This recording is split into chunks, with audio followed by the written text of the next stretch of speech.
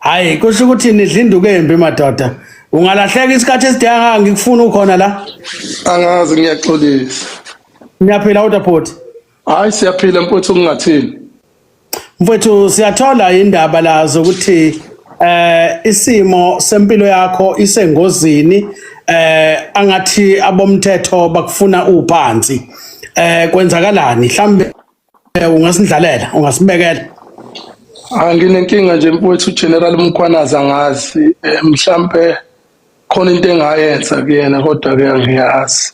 Uma nje ngingakuqalela udaba ngolwesibili ngifolelwe ushemen weprovince eKZN kaSantako uBoy bekobo 10:15 athi uGeneral uyangicela lapha eSevermas building ekomkhulu lamaphoyisa eKZN. Kusho ukuthi bengiqeda ukugeza nje bese ngivele ngigqoka bese ethi unkosikazi hayi ungayi noma ngikuphelezele ngithi mina hayi ngifuna ukoza ufunani. Hayi ngigqoke phume ngihambe ngiye khona. Uma ngingena nje izansi kwi-security ngifike ngo-11:45 ngoba ubethe ngo-12 ebusuku 11:45 bese ngimini ekseni emini. Okay. Yeah. Uma ngingena khona ngithe nje ngingena eminyango ukufone unkosikazi athi nawo amaphoyisa agcwele la ekhaya. Ayi kusho ukuthi limhlwithe lelinye iphoyisa lithi ukuphi wena ngithi hayi ukhuluma nobani kanjalo. Lithi ngibuza ukuthi ukuphi ngithi hayi ngila emaphoyiseni Severmas. Bese ethi emaphoyiseni wenzani ngithi hayi ngibiza uGeneral Mkhwanazi. Athi ukuphi ifloor ngithi angakafiki kwifloor. Ngimile la ngilindele umuntu ozongilanda angisikuyena uGeneral Mkhwanazi. Athi siyaza lapho uhamba nawo lama security akho. Ngithi yebo ngihamba nawo ama security akho. Athi okay siyaza manje kuwena angazi konakeliphi. Ngithi ngingena ngaphakathi bese ngibona uBoy isihlalo wethu weprovince kaSantako. Bese siyama bese kufika uBrigadier Mhlongo wesifazane. Athi awungikufunile izolo bese ngithi hayi izolo bengisemeetingini ngiyibonile ifoni ebino 325 ngathi ngibuyela kuyona kwakuthi akwazi ukuthi ubani bengifonelile. Hayi bese nginyuka siseke kuGeneral Mkhwanazi kuqhamuke usihlalo waseDelphine Coast ehamba nabanye ababili abakwi-executive yakhe. Bese ngimbuza usihlalo ngikwenze njani athi akazi naye. Hayi uma ngabe sikhuphuka sifike singene eofisi sihlale phansi kukhona amaphoyisa aseDolphin Coast angisakhumbuli kodwa uthe uma ngabe sefika yena uGeneral bese wachaza ukuthi awubani. Njoba ngikhuphuka nje sengiworried ngoba ngilokhu ngifonela bese ngabe ngisayibamba ifoni ekhaya ngithi mina uma ngabe phela kwamaphoyisa busy security le response ufonele naseDurban North police station ngoba lamaphoyisa agqoke uniform kodwa awanawo amagama la ukuthi lubani. Nami futhi uma ngikhuluma nawe afuna ukuyibiza ngayibonga ayibiza ngowarrant. Hayi uma ngingena nje uGeneral Mkhwanazi angena sibingelele kahle bese ebuza ukuthi interview angayikhuluma ngesilungu noma ngesizulu. Bese ngibuka ukuthi khona olunye uhlobo bese ngithi hayi ayikho inkinga ngakhuluma ngesingisi. Bese yalidlala udaba ukuthi hayi unenkinga kune construction laphana eDolphin Coast. Abantu abenza izinto ezirongi uNkululeko Mkhize akekho ayiqale ngixwaye lapho uthi awu le ndoda yasikhuluma ngomuntu wabantu owashona sekwenze njani. Athi uNkululeko Mkhize sikhuluma ngaye owashonela eBhalito ngo-2023 September. Dutshulwa amaphoyisa. Okay, yeah. So uma ngabe ngihleli la akhuluma athi mina angaqondisa asho istory ukuthi kunemavena vinjwayo laphana ungibizile mina nami ukuthi ngizochaza ukuthi kwenzakalani. Uma ngabe seqedile ukulandela istory sakhe bese ngithi I'm confused mina ukuthi kwenzakalani la ngoba ngiconfused. Bese ethi wena nje uthi angikhulume ngesingisi ngithi cha ngididwa isingisi. Ngididwa ilento oyikhuluma ukuthi ngihlanganaphi mina. Hayi kusho bese ethi hayi awukhulume uLephalo azisho naye ukuthi uLephalo because uqala wathi asi-introduce. Uma eseqeda noLephalo bese ethi okay inkampani noGetsemane abangeni la. Kodwa umuntu ofaka uGetsemane iclient yakhe. Athi ufake obani? I-executive yase-Dolphin Coast ngoba i-security company yami ngalesikhathi bevimba iy'moto isuke imile la eceleni. Ibhaliwe igama security company. Imoto enjani evinjelwayo? Amaveni alayisha abantu kusho ukuthi bayowaxosha bathi amaveni awavumelekile ukulayisha abantu noma ngakuthiwa we-construction uma engenalo imark ukuthi is a construction vehicle abawafuna layisha abantu ngoba ayaparate kusho ukuthi bathi is a illegal operate. Okay, right. So Right. ushaman executive bathi hayi thina sivimba imoto. Hayi ngiphinde futhi ngixake ukuthi yini uma ngibuka ke strategy sesetshenziswa amaphoyisa uGeneral Mkhwanazi vele ufika kubiza ukuze ezothi ukubizile awangeza ngala amaphoyisa afika kushaya so bengiyoshawa nje mina straight on Tuesday engaqali futhi ukwenza ungithumelele task force uma ngibuza uthi hayi ubetha izongibiza ngithi ngibiza kanjani abantu abeza ngezimoto ezu8 engamakiwe balwa nengane yami balwa nonkosikazi ekhaya befuna ukuyeba ama safe angazi uyasho ukuthi hayi sine drop safe la ekhaya kuhlala amakhesha bay imoto kodwa ukhiye la kuhlala khona imali asikwazi ukuvuka bayangifonela bathi angilethe ukhiye ngithi ukhiye wani lo ufuna ukhiye awuhlali lapho uhlala kwi security okuyiyona mhla imali ikhishwa eyithathayo ihambise ebank uthi yatshiswa ngani leyo ngithi yatshiswa ngemoto yemali phela imali yatshiswa ngemoto yemali mina authorized company ukuhambisa imali ebank so nje angazi ukuthi uMkhwanazi yini ngiyonile kuyena uma kukhona engikonile ngothokoza nami ukuthi angazise sengikhathele manje uJen inkinga ke ilo 100 million wami lo ngoba sesisebe ama finalini ukuthi bawukhokhe 100 million bangibiza ngeconstruction mafia kusho ukuthi uGeneral Mkhwanazi unento ayitshelwa abantu engingayazi wathatha lokho futhi angingadlali naye yena utshela ubheka icele emfeed information wrong ucommissioner ubheka icele lo kade uminister wamaphoyisa kudala akaze kubheka icele azangithanda yini nibangani naye sibanga ukuthi mhlambe successful businessman uma ngicabanga akababa umfundi phela umuntu ophumelelayo mina mbomvu ngiyaphumelela futhi ngiphumelela uyabona namanje ungabona ukuthi ngiyihlalele kuphi ngihlale bangivele ngasuka eThekwini ngayihambela ngihleli nje ngikhululekile so angihambi ngemali yontshontshwa ngihamba ngemali yami angazi ngihlanganisa namasela njengoba ngila amabhizinisi amayasebenza angazi ukuthi ngoneni kulowo muntu uma ngase nje noma ubani angamtshela ukuthi nansi into lo muntu ngihambe ngoyixolisa futhi ukuxolisa ke mina hayi angikusabi uma ngabe ngonile nje kuwena uyabona ngiyanqonqoza ngixolise ngithi ngiyaxolisa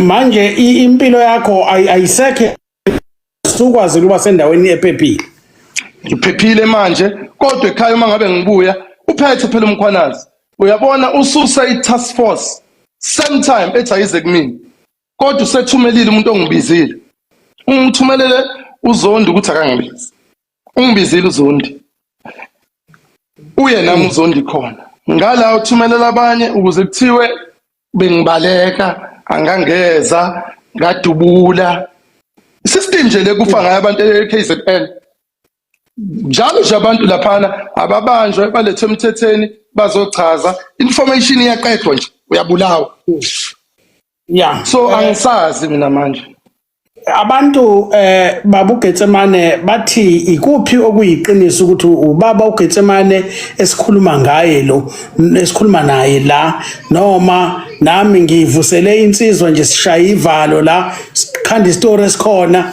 uGetsemane lo wamatekisi osihlalo eNanda uyena uButhomas ngosihlalo eNanda okade ehlanganisa ama association now 3 ewameja 3 nako lokho ngisugeneral sengibuza ethe eNanda ngiyahlupha nasemawodi ngadideka ngathi kanti unamatekisi uGeneral angisazi manje mina uthi mina ngiyahlupha eNanda mina eNanda uma ungacinga noma ubani uthi akangene la uthi ngiyahlupha ngimhlupha ngani ngoba mina imina olethu ukuthula eNanda 10 years ngiphethe eNanda ngifike ku2 years wokuqala sengiphatha amathema amabili ngokomthetho bekufanele ngiphume kule ngokwami voluntary awukwazi uma ngabe kade umatch ama association amaningi bese uvela uyaphuma ushiya abantu abangazani bangincenga bathi bayacela ngibakhulise kulokhu ngoba ngisho ikomiti lethu kulokhu mangase ulibukele nezingane ezincane sesiyafundisela ukuthi siyadlula yeah Mfowethu angathi ungaphepha sizozama ukuthi silandele sizwe ukuthi kwenzakalani ngoba sithi cha akupheze ukuchitheka kwegazi singazi ukuthi kubangwani kahle kubantu bakithi siyathemba ukuthi naye masisuka la uGeneral uNhlanhla Mkhwanazi sizomxhuma sizwe iside lakhe le story siphinde futhi sixhume nobaba uBoy Zondi sizwe iside lakhe njengosihlalo kaSantaco kwiprovince yaKwaZulu Natal and uthi ubaba uBoy Zondi ufakazi wakho konke okwenzekile nobe kade kwenzeka uqaleni ufika kwaze kwaya ekugcineni ekhona yebo necala futhi sengilivulile emaphoyiseni lokuhlukunyezwa kweingane zami ungena emzini wami bajombe baxebula igate bajombe ayikho into engenzekanga kwami xetshulwa amagate bajomba ngathi ngiyakhuluma naye uGeneral wangifonela ngoba ngicela uBoy ukuthi ngicela uGeneral angifonele ubese ngifonela naye futhi akambizi ngesibongo lomuntu uthi warrant imanga ukufonela kanjani ninaye uGeneral ubese hamba ngoba bephuthuma eairport ngo 2:30 iflight yakhe bekufanele abhode ngo2 isuka ngo 2:30 ngakushilo angikwazi lokho akusho kumina kuthina angihlangananga wena naye uGeneral lapha hlanganile sahlala eboardroom uthe usike lapha ngo12 yena ngicabanga ukuthi ufike ngo10:12 kodwa ngo1 or 1 ubese hamba okay sengimchazelile futhi ukuthi sengihlaselwe abantu wathi cha uyena othuma amaphoyisa wathi ayathunywe yimini mangithi khona amaphoyisa okuthiwa sekhaya wathi cha athunywe yimini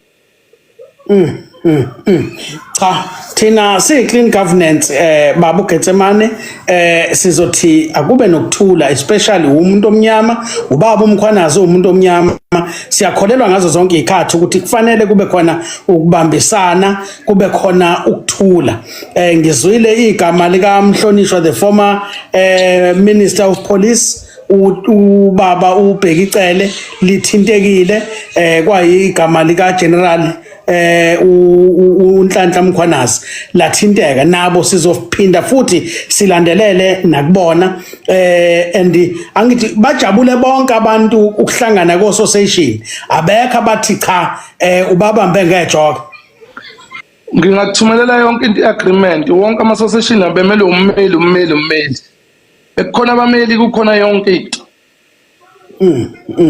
futhi nawe Mbumva ngithi uyakwazi ukwenza lezi zinto ungabafonela one by one eNanda uzibuzele ngokwakhe eceleni ukuthi into eyenzekile into efunwa abantu kule minyaka mina ngiphethe akaze kufe ngisho umuntu oyedwa akekho kwaDutshulu akekho sibonge ukuthi kuyinto imvela kancane ukuthi embonini ebonakala ukuchitheka kwegazi kuyinto elula uphathe isikhathi eside kangaka kungabi khona ukuchitheka kwegazi siyabonga kakhulu mfowethu Getsemane la ukhona njengamanje asizokubuza ukuthi ukuphi uphephile kodwa hayi ngiphephe kakhulu ngiphephile Sizokhumbula ngonyaka ka2023 ubaba uBhekicele esasewuminister wamaphoyisa kazwelonke esho ukuthi bakubophile ngoba ubuhambile uyodla imayini inkwali la wafike kwathiwa waxosha khona abantu besemsebenzini wathi abahambe mhlambe ungasinika ibackground yalokho ukuthi wakwenza mawaxosha abantu wawulithatha phi ilungelo lokuxosha abantu kuyiqiniso kangakanani lokho wamela iqiniso noma wasebenzisa amandla akho ukuthi phela mangabe obhuti noma kukhulunywa akulula ukuthi umuntu avela kuqonde nje akungene ngenhla kufanele azame ukuba nenhledlanyana kwenzekani mongasilandisa kuleya ndaba eyayithinta ubaba uBhekicele la khuluma khona kukhona intatheli yaka e.tv ubaba ngilibele nje igama lakhe owayehoste ishow ehostel eBalito lathi khona bakubophile kade uyodla imayini ila qhamuka khona lo 100 million ke lo ongicabanga ukuthi uyawahlangisa amaphoyisa ngoba sesisemaphethelweni okugcina manje njengamanje ila qhamuka khona lo 100 million lo suit yami esengiphindile futhi manje njode bengenile ekhaya sengenza omunye u30 million njengamanje futhi nama case number yonke into sengiphethe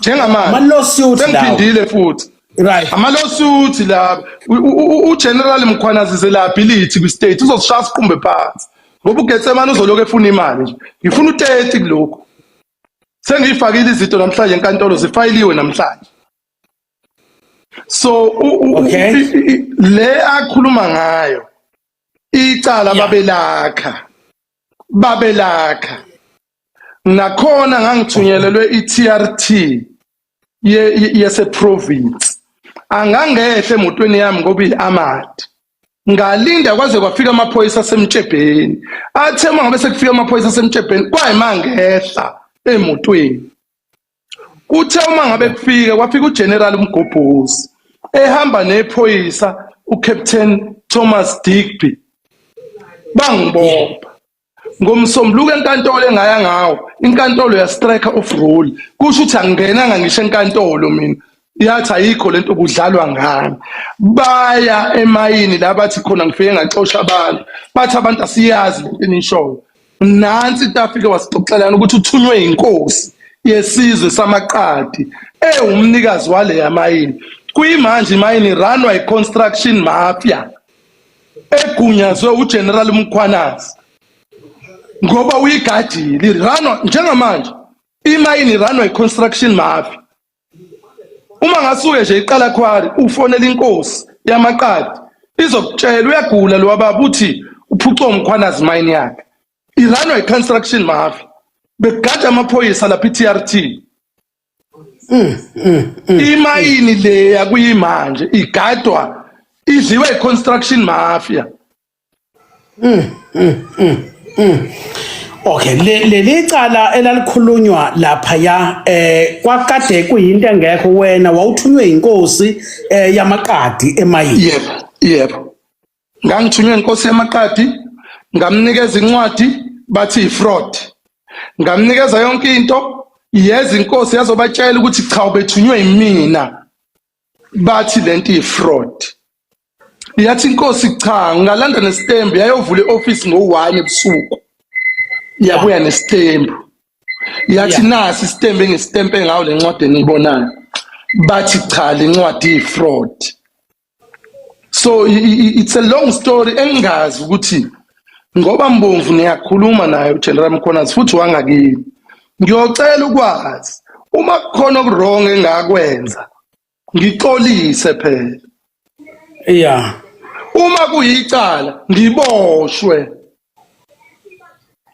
Hosuthi wangakithi wase South Africa ubaba uGeneral wako Maritzburg wangala ko Maritzburg ngakini kodwa is South African yebo sengiyasha ngithi nami eNanda umkhaya bami Okay, hayi ngizwa kahle. Sengisho ukuthi ni uline owodwa nami mangabe ubamba ngala ngo North Coast ezangakithi. Hayi salute. Hayi. Yeah, inkosi yamaqadi nje yikho ngithi inkosi yami ngoba Hayi. ngiyakhothama lapha. Ngizwa kahle. So indaba yenkosi igcine ingalunganga leyo nto imayini nje ukuthi ranwa i-construction mafia njengoba sikhulume yagcina ingalungisekanga. Inkantolo inkosi namanje idaba lwayo salifaya inkantolo kweyithatha isikhathi. Ikhala zonke izinsuku bokuyifonela iyokutshela ithi ngiyakhala ngarojwa imayini yami. Ngaphucwa. Hayi ngizwa kahle mfoka Getsemane sifisa wena nomndeni niphephe siyathemba ukuthi amaphoyisa ase South Africa ayosebenza ngokukhandleka ukuthi aqinisekise ukuphepha ngoba umsebenzi wawo is to serve and protect all citizens hayi abathize including nawe nomndeni wakho sibonga ukuthi uqinisekise ukuthi eminyakeni eyishumi uphethe akukaze kuchitheke igazi ngoba okubalekile ukuthi kungachitheki igazi kubalekile ukuthi ngoba igama lomkhuzi wamaphoyisa kwaZulu-Natal liyela lasebenziseka enkulumweni yethu naye sithole isayidi lakhe le story ukuthi yini ngempela eyenzakalayo kwenzakalani sikwazi ukuthi ke indaba siyisonge kanjalo sicela la ukhona uphephe kepha siyakholwa ukuthi uphephile sicabanga ukuthi amaphoyisa khona angakwenza ukuthi akwazi ngoba umsebenzi wawo ukuvikela siyabonga kakhulu umfoka Getsemane ngethuba osiphe lona lokuthi ukwazi ukuthi uchaze istory sakho siyathemba futhi uzophepha ubuye ukwazi ukuba ubaba emndenini ube usihlalo ku-association ucontribute positively kwi growth yomuntu omnyama ebusinessini lomuntu omnyama siyabonga kakhulu ngesikhathi sakho baba uThomas Getsemane usihlalo kuthiwa yini association omusha Inanda Taxi Owners Association sihlalo we Nanda Taxi Owners Association siyabonga kakhulu bhuti sicela uphephe la ukhona kanye nomndeni siyabonga Wembomvu enye inkinga abantu sebengibisile ngibheke kwi-province kusantako ngiyocontesta lapha ucontesta bani kuBoyzone ucontesta ba uyena impela unondaba usihlalo wethu bathi abantu bacela ushintsho yabona inkinga ziningi hayi angeke ngisho ukuthi ngithini unondaba sobe sinaye la kusasa ngiyathemba naye la ekhona ulalele uyayizwela sengizokubuza nje ngoba ukhona la abashayeli kunensizwa ekuthiwa umfoka Nkomgodole umfoka Mdletshe okhulumela abashayeli embonini owaye wakhala wathi imali enikhokhela abashayeli ziphansi ngendlela ethusayo kukhona la behola khona 450 ngeviki no 600 wayesephinda futhi kukhalwa ngento ukuthi driver bayacebeka ema office ka-association bahlawuliswe 1500 noma 1000 for ukuphatha kabi ipassenger kepha ama-passenger wona akukho la ekwazi ukuthi aripothwe khona mayengenzi kahle uthini wakho umbono eyakho impendulo njengomqashi wabashayeli abahlukumezekile abaqala ngo3 ekseni uma iskofu nje sifaka yena eyiface bavuka ngo2 abanye bavuka ngo3 baphinde bashayise ebusuku uthini wakho umbono lapho impendulo okay Mbomvu mina kuzobe ngathi ekhaya bonke odriver banama payslip ekhaya odriver bahola ebank ekhaya odriver banama UIF angazi noma uyangizwa Mbomvu ngilalele kahle baba banama UIF eNanda lonke ipassenger line number yami ukuthi ngikuphe emhlabeni ka WhatsApp lonke ipassenger wonke udriver 24/7 ifoni yami ngiyayivula ngilalela ivoice note icomplain yepassenger ngiattenda same time ngusihlalo kodwa ngifana nerank marshal kubona ngoba mina always customer is right ngimxhumanise no driver mangabe kufanele u driver ukuthi silithethe khona lapha icala ngimbuze ngimyala umfana ne passenger khona yaphaphalaze ngibone ukuthi lithathe ngomoya bese chazela nalokuthi hayi wena obenephutha la. Bona umfana ugcine esephuma endleleni kodwa umuntu omgcinise usumphushela lapha wena. Ngicela ubuza ama passengers eNandi ukuthi likhona yini elingenayo inamba kaBaba Getsemane. Ngicela ubuza uassociation oranwa eNanda ukuthi unjani. Ubuze nje noma ipassenger babe kunomuntu omaziyo noma isihlobo sakhe sisenanda. Uthi ubani ophethe eNanda uzokutshela. Mina ngaziwa ngisho ingane encane eNanda. Asizwe indaba yemholo ukuthi mhlambe kuye kume kanjani. Ngiyazi ukuthi uyaziwa impela yonke into iqondile ngendlela. Imholo yona imi kanjani? Uyabo nje ekhaya 6000 rand ngenyanga. 6000. Imali ka driver leyo. I-basic 6000. Angikubali ukudla ngelanga. Ukudla kuphuma emotweni. Ukuwasha imoto kuphuma emotweni. Imali eza kuyena ekhaya. Uma ngabe ezoyithatha le mali yakhe le yokudla, let's say 100 rand a day, ezowuthatha ifikele nesikhaftini sakhe, that means let's say 24 kusho 2400 plus 6000 8400 imali ayihola ngenyanga. Une allowance la une pay slip. Hayi ngizwa kahle. Angikwazi ukuni. So i-passenger ngilibhekelile, udriver ngimbhekelile. Yonke into lapha mina ngiyenza ngendlela. Angithi njengoba sila unemvume yokuthinta noma ubani, unaso isihlobo esazi umuntu osenanda, uzoyibuzela eNanda, uzochazelwa abantu. Ngeke abantu baze bakuqambe lamanga ukuthi siphatheke kahle, bephatheke kabuhlungu. Uneminyaka emingaki usembonini yamatekisi? Ngifike laphana ngino 7 years. Phezulu ko 40 years. More than 40 years mina ngisembonini yamatekisi. Ngikhulele khona, ngibe uconductor ngiye esikoleni ngibuye esikoleni ngishone khona ngishaya isicapha ngiwatsha imoto.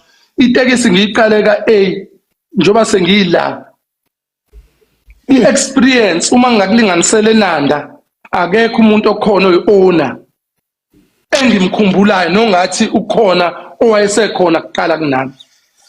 Kusho ukuthi ngifana nokuthi mina sengiphethe umlando wama-found eNanda. Ngizwa kahle Baba Getsemane, siyabonga kakhulu.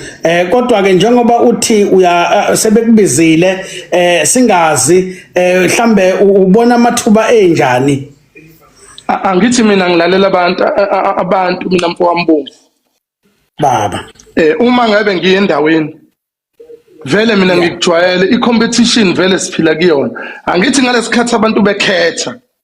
Yeah. Bayokhetha lapha. Angidlali ngemali, anginawo ama-envelope abrown ahambayo. Mina ngifuna i-fair. Uma ngabe sizoyishaya i-fair nje, angiyisabi i-fair. Ukuthi ngiwinile noma ngihluliwe, kobe ibona phela abantu ababuye ba-decide ukuthi hayi asisamdingi. Kodwa mina ngibizwe yibona ngikaze ngithi ngifuna isikhulu. Hayi ngizwa kahle kodwa hayi ukuthi uzosikhokhela imali uzosithenga. Bangayithenga bona mina nje uma ngabe ungibona kobe fair clean governance le yakho. Ngiyabonga kakhulu mfoka Getsemane. Siyabonga futhi kakhulu ngethuba usiphelo nangathi ungaphepha. Naba kubuza la iWest ingane ezalwa yithina nathi sisuke singazi ukuthi sizale emkhulukudu. Naba bathi iWest ngithini. iWest ingane lezi ezihluphayo. Lezi esizalayo angazi phela ingane zethu nodadewethu kusho ukuthi angithi iWest yalapha ngakithi eNanda. Yes. Kodwa asehlisa umoya ngoba phela kodwa indlala esesithi hayi engasale seyigwaze ekhaya imkhodo ngoba phela manje seyithatha abafuni. Ukuhleka nginensizwa engiyijwayele ethe ikubone eAlbuquerque eMexico. Angazi noma ukhetha ukuya endaweni erafu kangaka njengeMexico kodwa ngisho ukuthi usho ukuthi ukuphi kodwa ithe nje awu ibone lensizwa eMexico. Lokugcina ke sesihlukana kunensizwa la emela abashayeli ekuthiwa umfoka kaNkomgodole. Ngingazi noma ngingayifaka kade ngizama ngiyabona hayi iyona ebamba amatomu kushuthi isabu kusondela eduze kobhuti yabona hayi kushuthi ayingangayo kade ngithi mfaka umfana uGodole kade ngithi ngiyam-add hayi ngiyambona hayi ubamba amatomu Kakazela ubona sekukhona ubaba wakhe.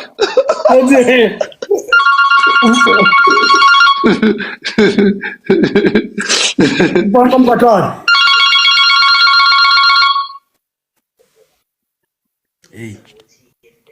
Hayi kukhala kumina lokho kukhala mbo. Hayi bekukhala kumina. Bonke umkhotholo. Mbomvu Matomela. Ya, nangu ubhuti uGetsemane. Utomdala. Mfowethu unjani khehla? Siyaphila bhuti omdala njani nina? Phila uhleka kangaka mfowethu. Hayi ukuthi webhuti omdala ngihlezi ngikuzwa ngendaba ngithi manje siyaxoxa nabashayeli laphana cha ngenhlanhla bakaze bakhuluma kabi basho ukuthi hayi siphatheke kahle lapha bengibalela nje izinto ezenzakalayo ayithi sesaba negroup no driver la sixoxa khona ngeinkinga esisuke sibhekene nazo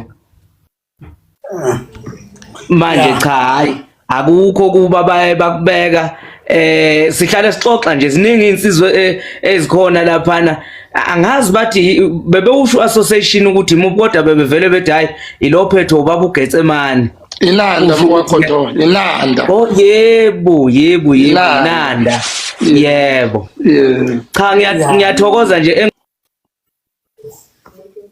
ngithola ithuba lokuthi ngikhulume nawe ngingakaze nje ngihlezi ngikuzwa ngendaba. Yebo okay. Mhlambe nami ngizotheleleka ngibe nali imiliyoni elilodwa nje. Ayithelelani imali mfowethu. Awunguze ngesiphongo ke. Cha ngikuze ngesiphongo mfowethu. Gijima nje wena useyingane kuzogijimeka. Nasentombini kwakungutuzwana ngayiphongo ubona usuqonywa. Cha kodwa ke umuntu omdala cha ngiyathokoza nje ukuzwa indlela okhulume ngayo in terms of driver indlela okhulume ngayo ukuphatheka nje kwami ngoba phela into ebalekile iUIF hayi lento ukuthi udriver ukuthi uphuma neUSB emotweni esebenze 10 years emva kwalokho uyophuma neUSB uyazi ungabezwa abantu besho kanjalo ucabanga ukuthi wena mhlambe benza ihlaya bakhuluma iqiniso elimsulwa ukuthi udriver uma ekaxoshwa ayikho into ayehla nayo wehla nje neUSB kuphela kuyaye kusicikeke lokho umuntu uma ekhuluma kanjalo kodwa basuke bekhuluma iqiniso engikubongayo yikho ukuthi lokho kuchaza ukuthi odriver bane payslip bane UIF ngoba uma une payslip uyakhona ukuthi wenze ezinye izinto mhlawumbe uyithengele imaterial ufuna ukwakhe ekhaya payslip ikhona izinto ezisithokozisayo lezo njengalezo ikhuluma izona izinto singabashayeli esiyaye sizicele ukuthi asisucindezelwa ngoba ngiyeke ngabuza einsukwini kumbomvu ukuthi udriver iliphi nje ilungelo elilodwa ekuthunalo ngoba ngaso sonke isikhathi uhleze ecindezelwa kanti nawe uyadinga ukuthi ethola ihlomba azokhalela kile uma enenkinga ukuthi hayi lana ngathi sinenkinga siyacetha isilungiselwe lana la mfowethu ngicela ukuchazela lento khathi uzoyizwa yebo inkinga ayikho kuthina amatekisi ngiyeka UIF taxi industry is not regulated ngabuza ngathi udriver uhola malini bathi noma 3000 ku UIF bathi from 3000 rand is not regulated. So uma ngabe uya umnikazi wetekisi lapha ya bakutshela ukuthi itekisi is not regulated lento engikutshela yona into engiyaziyo mina engiye khona ngathumela kwabuya kwathi itekisi ayikho regulated. So njengoba ubona Godole sithi ngibheke lapha kwi province kaSantako izona zinto eziyolukiswa ke lezo sengixoxela namapolitiki ke mhlambe wona lawa angijahisa ubona ngijahwa nje left and right. Yeah. Kodwa umbombo wasekwenza wakhala sekwenze njani phone Godole? Cha nami umbombo sengiyafisa ukuthi eke lichaze lolu hleko lwakho ukuthi limayelana nani ngoba khona inkulumo elihamba nayo. Hayi khona. Yazi ukuthi ningixolele bobuti bayadelela abantu bama comment bathi bayaqala ukubona uGotole hayi manje Mbomvu cha hayi ukuthi ngiyagodola kanti inhlonipho ngithi angazi Mbomvu ukuthi nginayo manje ufuna ukwenza cha waziwa yimina mfowethu uyazihloniphela wena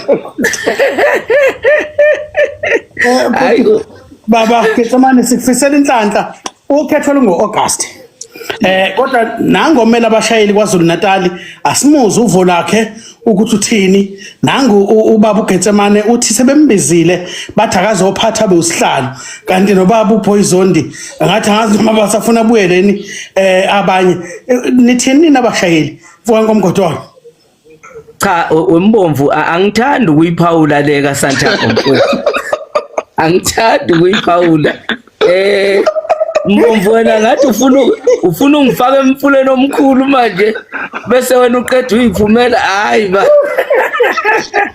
hayi cha futhi omdala kulena eniyakiyo hayi ningixolele semncane kakhulu angikwazi ukuyiphawula mhlambe kofika ikhathi la ngoyiphawula khona cha okwamanje inkosi yami ngiyabonga uthi Getsemane siyabonga kakhulu uphephe mfowethu nomndeni la ukhona sibongela kubabukele emakhaya uzogcina abashayeli beBolt noUber nithini ngabo ngoba bathi bayithola behlukumezeka kwesinye isikhathi uBolt noUber awukho emthethweni Mbomvu.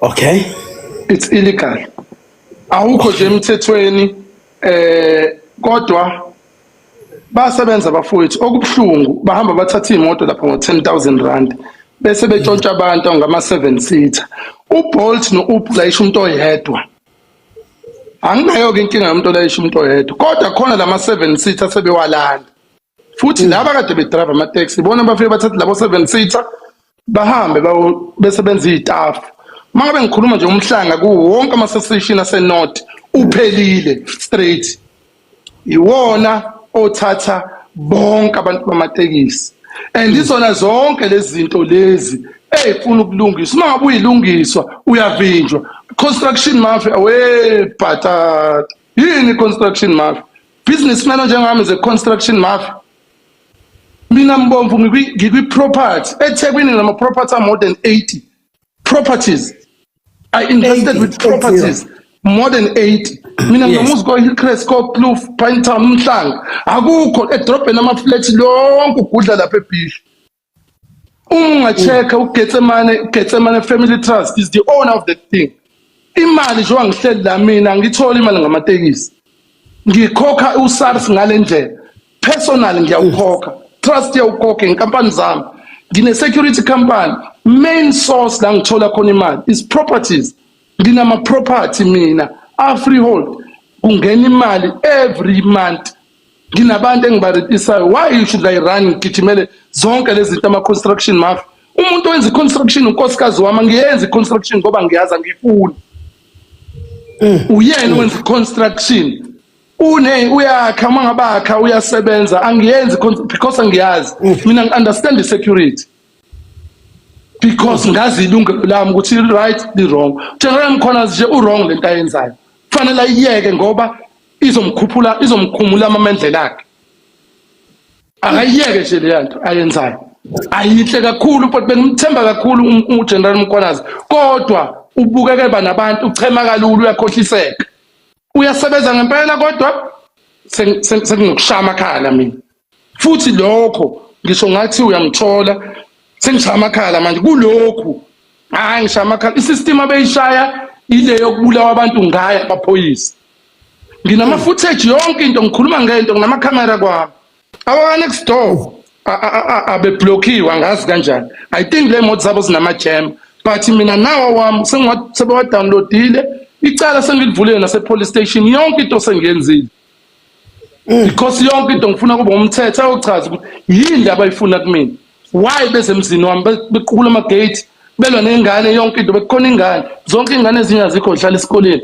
balwa nengane benza yonke into ngaphandle kwesizathu hlukumeza ingane yami hlukumeza unkosikazi wami amaphoyisa hey waze kwanzima siyaxolisa kakhulu ya kunzima ayike indoda engavuma nomkayo nezingane zayo siphila nje nami ungahlukumeza umkami noma izingane zami kungaphela ukuhleka yiloko nje angeke ngihleke into engahlekisi nawe futhi ngabe ngasho ukuthi unkosikazi kusho ukuthi angeke azajabule ngawe umama ezwa kuthiwa uyamyekela ehlukumezeka kodwa ke siyathemba ukuthi umthetho uzokwazi ukhalimeke inkinga izolungiseka sizama ukuthi sizwe nakuyena ubaba uMkhwanazi ukuthi kwenzakalani ngiyabonga ukulungisa la khona umuntu othi mhlawumbe iChaba Brothers enenkinga nami akangakhuluma amanga bangadlali ngabantu bakaChaba uMandla mina ngiyakhuluma naye uMandla ngiyakhuluma naye ubhuti womfundo uMandla uyena ngiyakhuluma nobhuti wabo omdala ngisho uRoma anginankinga mina nabantu bakaChaba bangathi abantu uma ngabe befuna ukudivide mhlawumbe ufikile kumina uMandla wangichazela akanankinga akaze saxabane nami okwenzeka kumina nomfundo wayengangazi waxolisa so angiyazi lento lokufakwa abantu bakaChaba njalo angiyithandi uma ngabe nginenkinga nabantu bakaChaba ngobhekana nabo noma benenkinga nami bayobhekana nami asingafuni ukudlala abantu phakathi nendawo benze ibridge la so that bezocosha phakathi kwethu hayi la ku TikTok ekukhuluma nombani angithi abantu abazi ukuthi ubani ubani umuntu nje uvela vula umlomo asho into ukuthi akayisho ukuthi uyanuka umlomo noma kunjani uyobona sekuphela ukukhuluma kanti ezinye izinto isisi ukukhuluma ungena sidinga abantu abafunde ukulawuleka njengoGodolo ngiyabonga kakhulu futhi uGetsemane ngiyabonga kakhulu mfoko Mdletshe siyabonga umlawula yini uGodolo ngiyambona ulawulekile namhlanje uzibonela ukuthi hayi ayingangamlomo namhlanje wembomvu phela angithi obhuti makukhona obhuti uyathula kanti futhi uyabazi noma kuxoxa ukuthi ubhuti ubani loya uwehlele ngenzansi ulalela ucooperate mfowethu cha nami noma singaxoxa ubhuti uThomas ubhuti nami asilingani ubhuti masikhuluma ngobhuti ngingahleka ukuhleka naye kodwa ubhuti ngoba mase kuziwe engalweni ayilingani ingalo uyabona ingalo ya siyabonga kakhulu kunjalo phela mina ngumfanyana nje kufanele ngihloniphe ubhuti abadala mfowethu siyabonga kakhulu futhi Getsemane uphephe nomndeni nibe right sizozama ukuthola ubaba uMkhwanazi sizwe iside lakhe sibone ukuthi sifika kanjani emaphethelweni alendaba sizothi sikhulume nobaba uBoyzondi kusasa